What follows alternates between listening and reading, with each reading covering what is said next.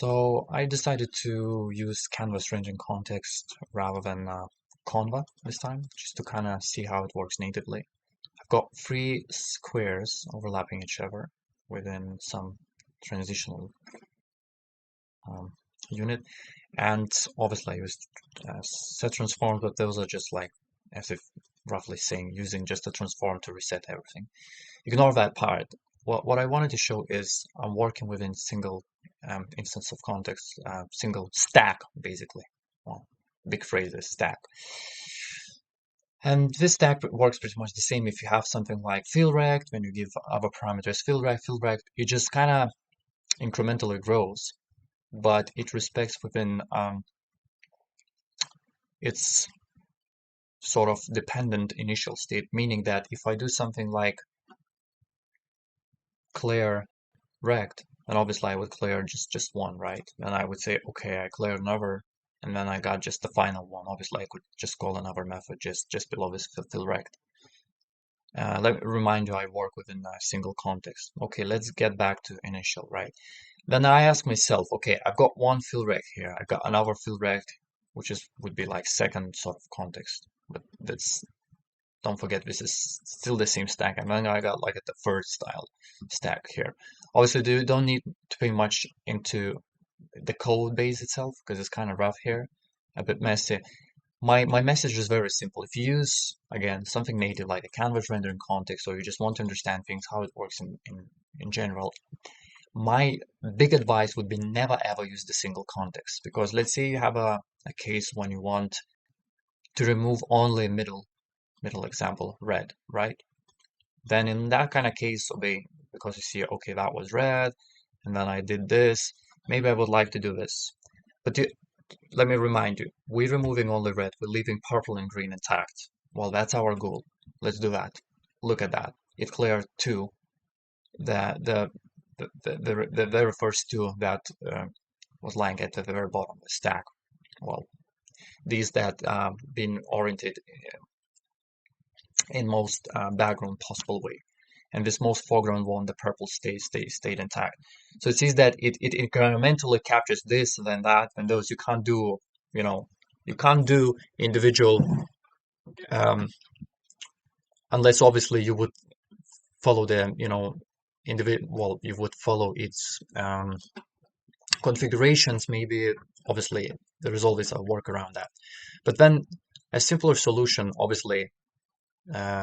No secret, I asked ChatGPT, but my question was how to create multiple stacks, multiple concepts per single canvas element.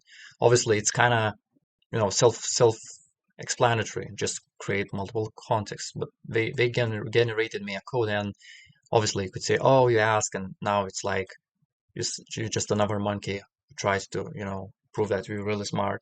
No, my message is. Just give me a wee second. My message is very simple here.